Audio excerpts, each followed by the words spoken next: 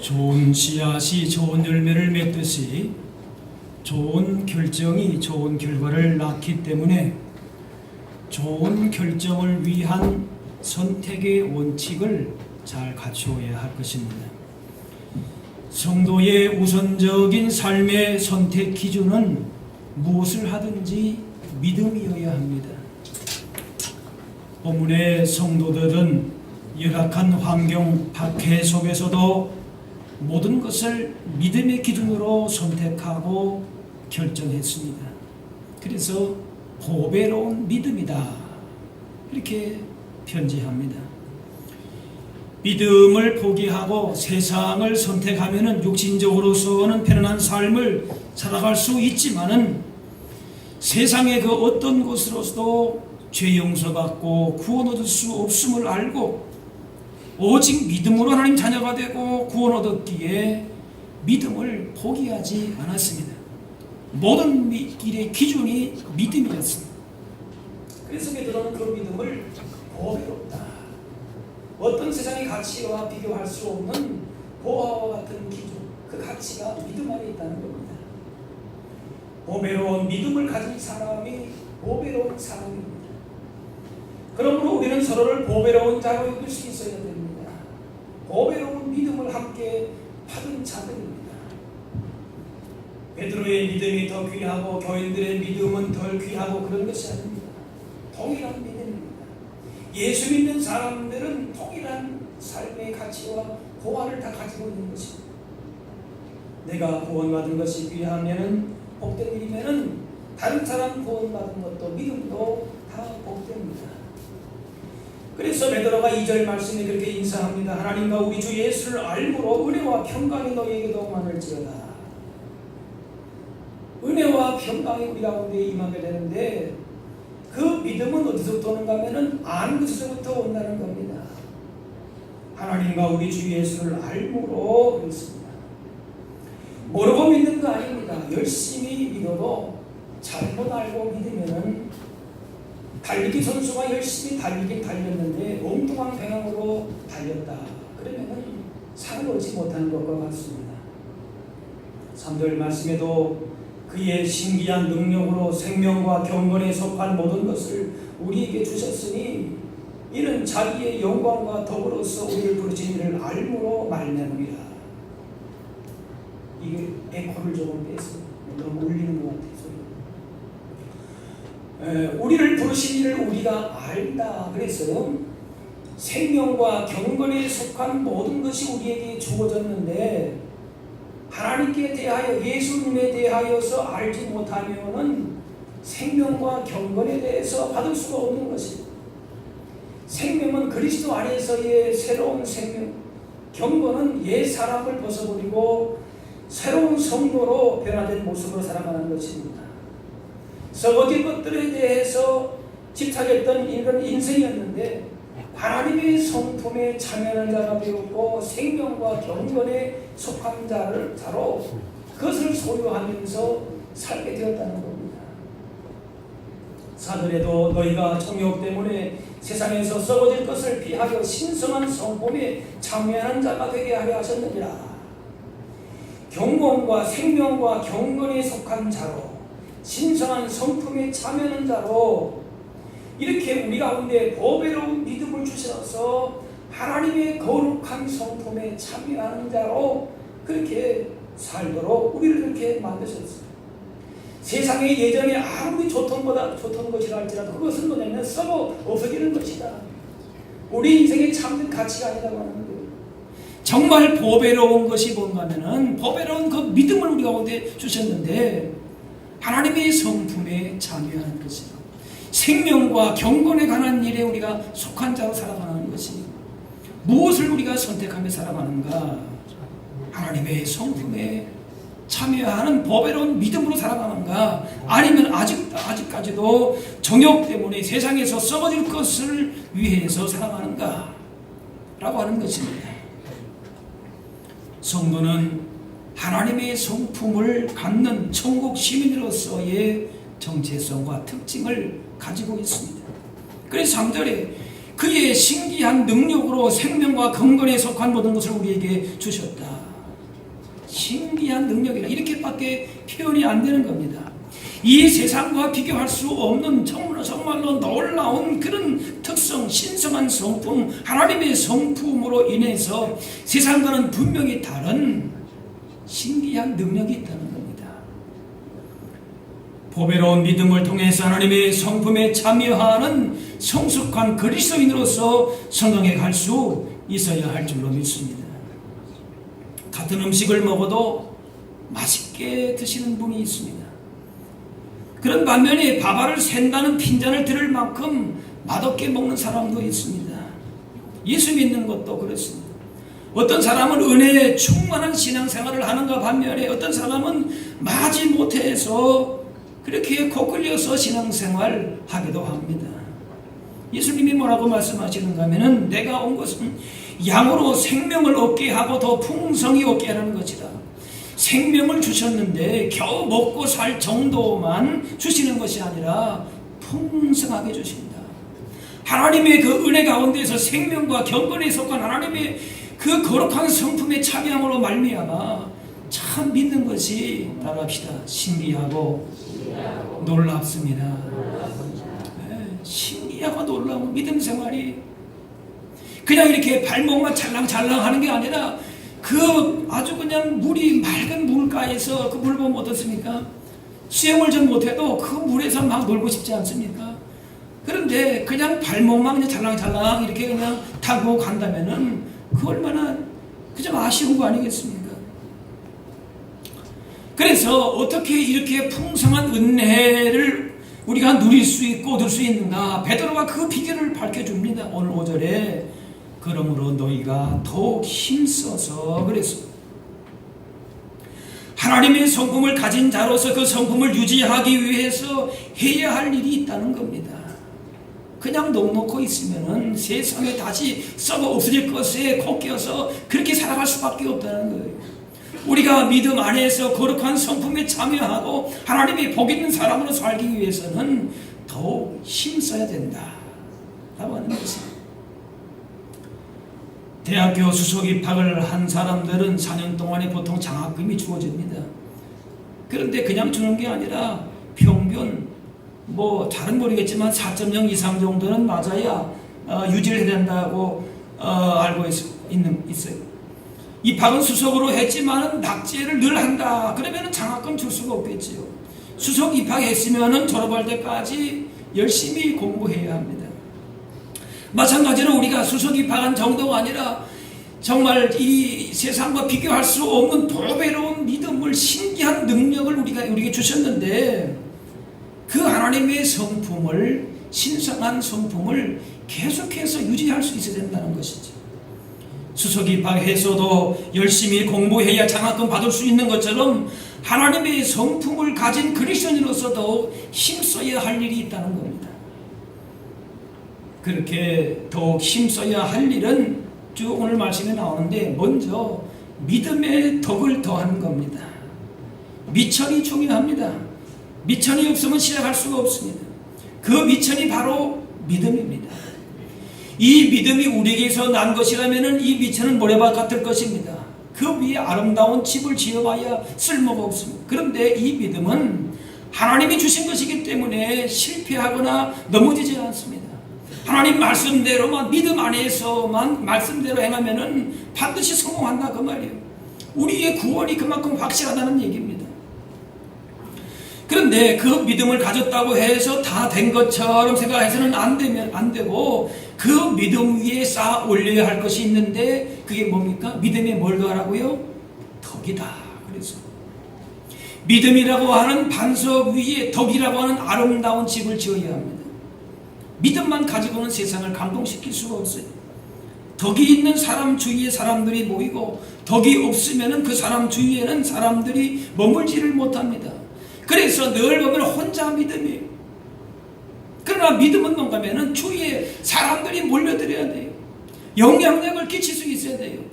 도덕 윤리적으로도 탁월해야 됩니다. 그래서 예수 믿으면 뭔가 다르구나라고 하는 주위를 시선을 끌 수 있는 그런 덕이 있어야 된다 그 말이에요. 덕이 없으면 그 사람 주변에는 사람들이 머물지를 못합니다.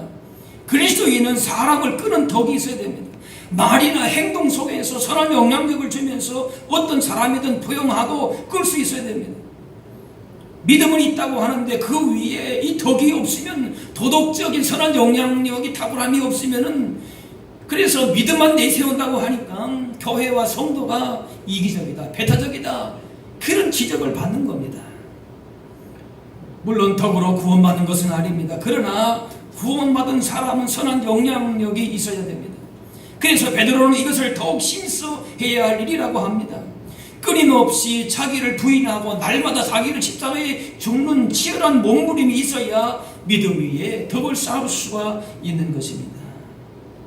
그 다음에 덕 위에 뭐라고 말합니까? 지식이라 그랬습니다.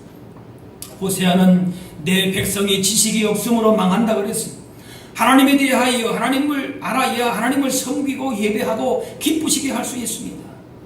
하나님이 선하시고 기뻐하시고 온전하신 뜻이 무엇인지 분별하라 그랬습니다. 알아야 면장도 한다고 하지 않습니까? 하나님이 무엇을 원하시는지 알아야 하나님을 섬기고 하나님과 교제할 수 있습니다. 믿음을 가진 그리스도인이 선한 일을 합니다. 그런데 그 선한 일도 알아야 할 수 있습니다. 기껏 선한 일을 한다고 했는데 하나님이 기뻐하시는 선한 일이 아니라 엉뚱한 일을 하는 경우도 있습니다. 자기만 좋으면 되는 거 아니라 하나님의 말씀의 기준 가운데에서 하나님 기뻐하시는 일을 행하는 것이 중요합니다. 덕을 앞세워서 우유부단하거나 판단과 선택을 잘못하는 경우가 있습니다. 그래서 덕에 지식이 더해져야 그 덕이 바로 설 수가 있습니다. 말씀에 대한 지식이 있어야 이 일이 덕스러운지 아닌지가 구별됩니다. 자기만 좋으면 다 좋은 것이 아니에요. 지식이 없으면 자기만 옳고 다른 사람이 나쁜 사람이 될 수도 있습니다. 아무리 좋은 의도를 가지고 일을 추진해도 말씀에 대한 지식과 지혜가 없으면 의도대로 좋은 결과를 맺을 수가 없습니다. 거룩한 분별을 할 수 있는 지식이 필요합니다. 덕을 성장시켜 나가기 위한 영적인 통찰력과 지식을 겸비한 믿음이 필요하다는 얘기죠. 그 다음에 필요한 것이 절제입니다. 지식이 많으면은 저 사람은 저래서 이 사람은 이래서 잘못됐다 그렇게 판단하게 됩니다. 그래서 지식에 필요한 것이 절제입니다. 지식을 절제하지 않으면 사람들은 은연중에 저 사람 또 잘난 체 하는구나 그렇게 생각을 합니다. 그래서 하나님 주신 은사를 지혜롭게 쓸 줄 아는 절제가 필요합니다. 훌륭한 앞에서 말한 덕과 지식이 있어도 절제하지 못하면 좋은 결과를 맺을 수가 없습니다. 도덕적인 탁월함이 있고 지식이 있고 그러면 될 것 같은데 그 안에 그 위에 뭐가 있어야 된다고요? 절제가 있어야 된다. 좋은 음식도 절제하지 못하면 음식이 몸을 망치게 됩니다. 음식이 독이 될 수 있고 약이 될 수도 있습니다. 먹고 싶은데 안 먹고 참으려고 하니까 그것도 힘듭니다. 그만 먹어야 되는데 자꾸 땡기는 바람에 한 숟가락 더 먹으니까 그게 뭘로 간다 합니까? 살로 가는 거예요.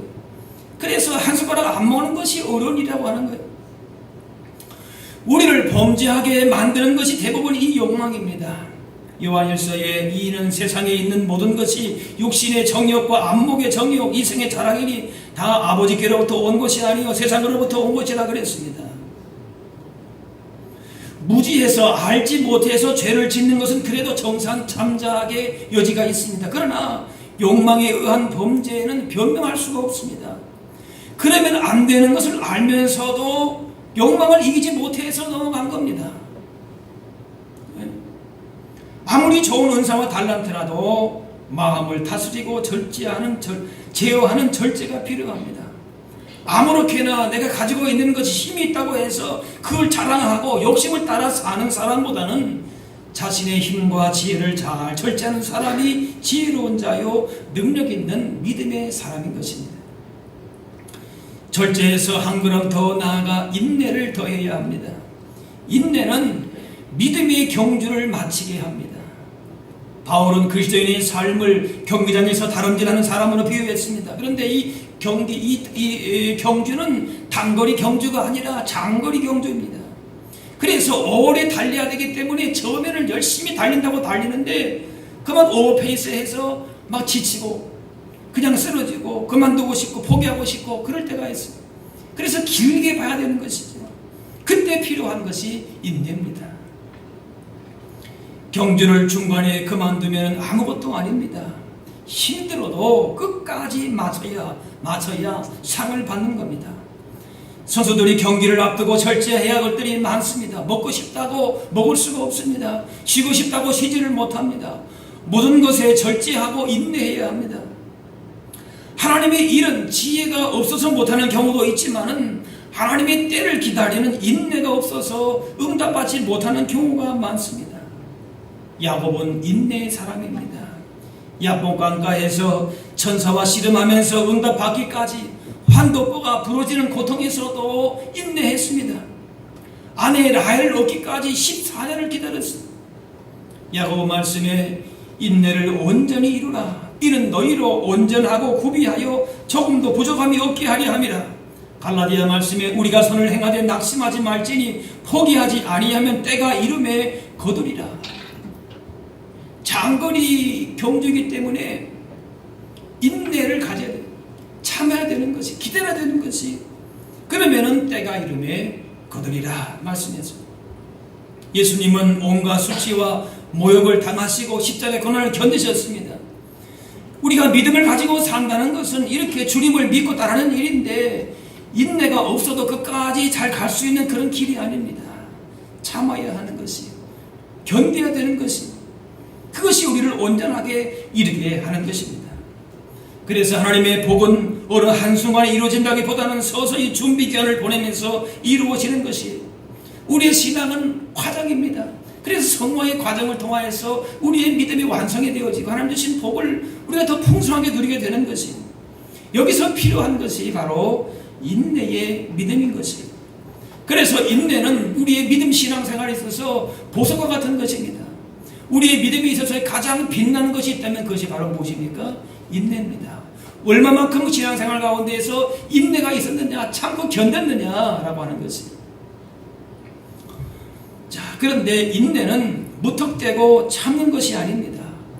무엇이 약속되어 있어야 그 약속을 기대하고 참을 수가 있습니다. 운동선수가 참는 것도 무엇입니까? 승리할 수 있는 그 확률이 높아지기 때문에, 상 받는 것을 기대하고 바라보기 때문에 참는 것입니다. 모든 절제에 따르는 인내를 할 수 있는 것은 그 앞에 약속이 있기 때문에 그렇습니다. 그런데 그 약속이 주어지는 인내하고 절제하면서 우리 가운데 주어지는 것이 무엇인가? 그 다음에 뭡니까? 그 약속이 경건입니다. 경건. 이 경건은 무엇입니까? 하나님을 두려워하고 겸손하게 생각하는 것이고, 동시에 사람들 사이에서도 바른 예를 갖추는 모습입니다. 이런 경건의 모습이 아름답고 복된 일이기에 절제하고 인내할 수 있는 것입니다. 하나님의 거룩하심이 우리의 모습을 통하여서 나타나는 것이에요. 하나님 앞에서 우리가 하나님을 바르게 섬기고 예배하고 드리고 떨리는 마음으로 우리의 신앙생활을 하고 또 사람들에게도 그 선한 영향력을 끼치는 이런 경건의 모습이 우리의 자랑이요, 우리의 영광이 되는 것입니다. 하나님께 바르게 예배하고 섬기고 동시에 이웃을 잘 섬기는 것이 진정한 경건의 모습입니다. 모든 일에 있어서 주님께 하는 것이 경건의 아름다운 모습입니다. 하나님을 경외하는 마음이 없으면 하나님 두려운 줄도 모르고 제멋대로 살게 되는데, 하나님을 경외할 때에, 경건한 삶을 살 때에 순종하고 하나님을 인식하면서 복 있는 삶을 살게 되는 것입니다. 그래서 경건을 영어로 가드니스라고 하는데 하나님처럼 되는 것입니다. 하나님처럼 생각하고 하나님의 마음을 품고 하나님의 기뻐하시는 일을 하며 사는 것입니다. 이것이 우리의 복이요, 우리의 이것이 기쁨이요, 자랑이 되는 것입니다. 그것이 바로 하나님의 성품에 참여한 자의 모습이 되는 것입니다.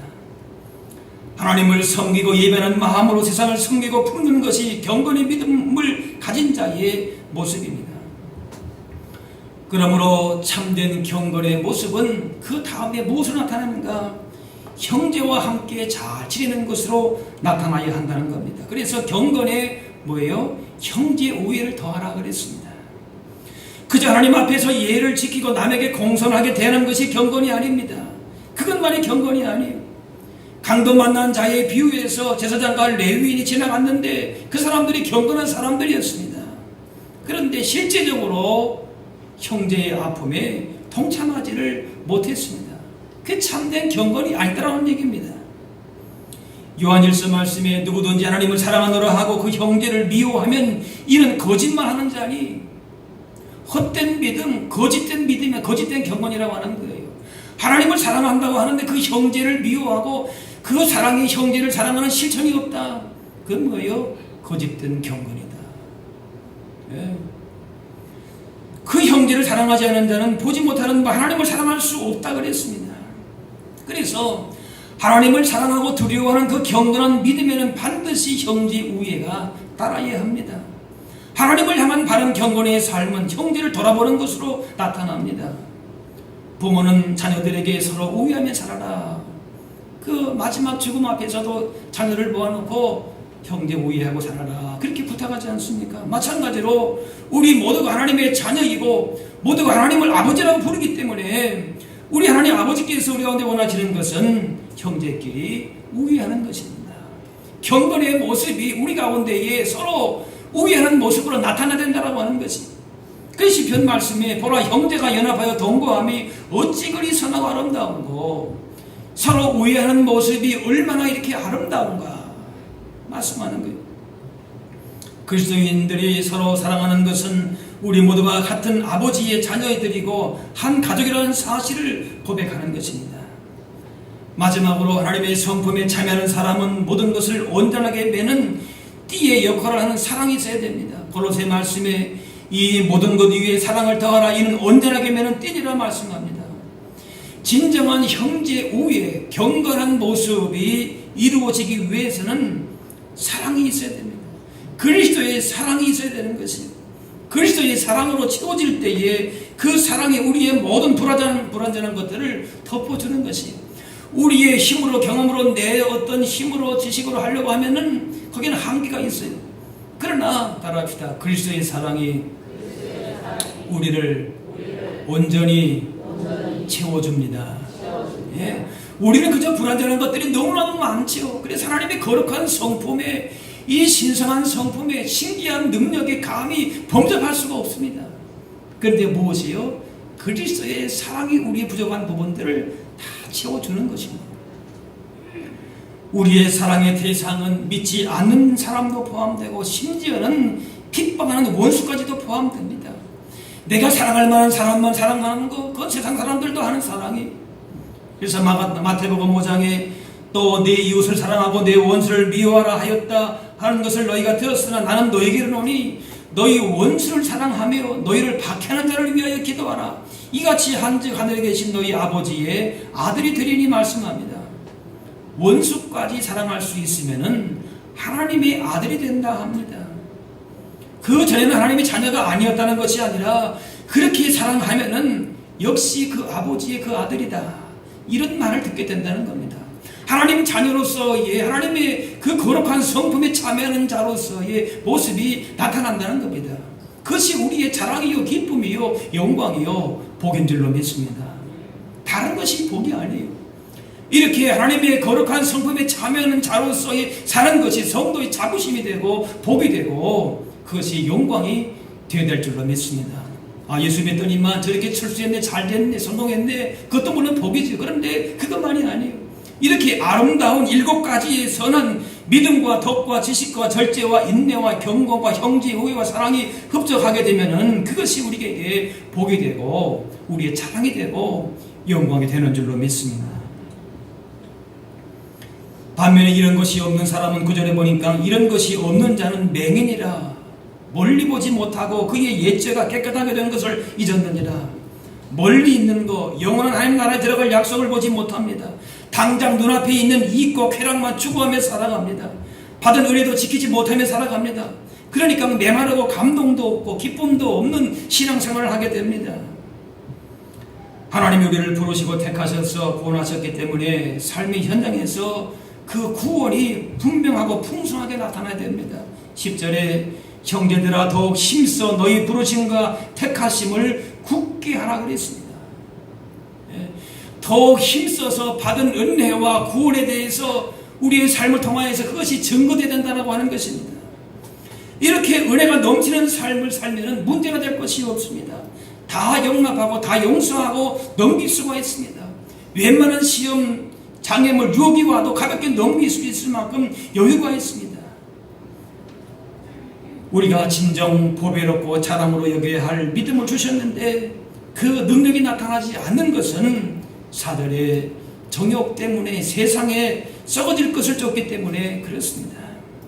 보배로운 믿음을 주시고 신성한 성품에 참여할 수 있는 이런 놀라운 영광과 특권과 복을 주셨음에도 불구하고 예전에 썩어 없어질 것의 정욕 때문에 거기서 우리가 쫓기 때문에 이런 귀한 것들을 다 놓치고 산다는 겁니다. 얼마나 안타깝습니까? 왕같이 불러주셨는데 거지같이 산다 그 말이에요. 이런 것들로는 하나님의 성품에 참여하지 못하게 됩니다. 하나님의 성품에 이르는 종려자들로 부르셨지만 잘못된 선택을 통해서 세상에 썩어질 것에 끌려다니는 것은 참으로 안타까운 일입니다. 우리가 무엇이 어떤 것의 삶의 가치가 있는가, 복이 있는가 바르게 선택하고 그 복을 누리면서 살아야 할 줄로 믿습니다.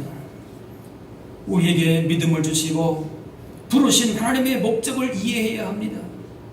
어떤 회사에서 목적을 가지고 사원을 모집했는데 회사가 왜 나를 고용했는지 모른다면 얼마나 답답하겠습니까? 하나님이 많은 사람 가운데서 왜 우리를 택하셨는지 부르셨는지 왜 이 자리에 있게 하셨는지를 우리가 알아야 합니다.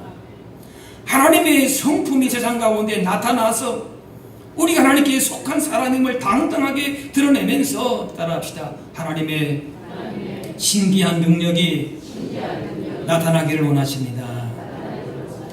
무슨 대단한 기적과 이사가 아니에요. 그런 것이 아니라 하나님의 사람으로 불리는 이런 사랑의 사람으로서의 경건한 모습이 나타난다면 그것이 하나님이 기뻐하시는 주님의 백성의 삶이요, 그것이 우리의 자랑이요 복이 되어야 될 줄로 믿습니다. 이렇게 하는 사람은 그리스도의 영원한 나라에 들어가는 것이 확실하게 보장되는 11절에 이같이 하면 우리 주 곧 구주 예수 그리스도의 영원한 나라에 들어감을 넉넉히 너에게 주시리라. 7가지의 아름답고 보배로운 믿음의 모습을 통해서 감히 우리가 하나님의 성품에 참여하는 자가 되는 것이에요. 어떻게 우리 하나님의 성품에 참여하게 됩니까? 그런데 그런 은혜를 주시겠다는 거예요. 이런 자가 되고 하나님 나라의 백성으로 살게 되는 것이 넉넉히 너희에게 주시리라. 주신 믿음과 말씀으로 이렇게 세상을 변화시키는 아름답고 빛나는 열매를 맺어서 온전히 하나님께 영광을 돌리면서 그 주신 은혜와 복을 누리며 증거할 수 있는 저와 여러분들이 다 되실 수 있기를 주의 이름으로 축원합니다. 기도하겠습니다.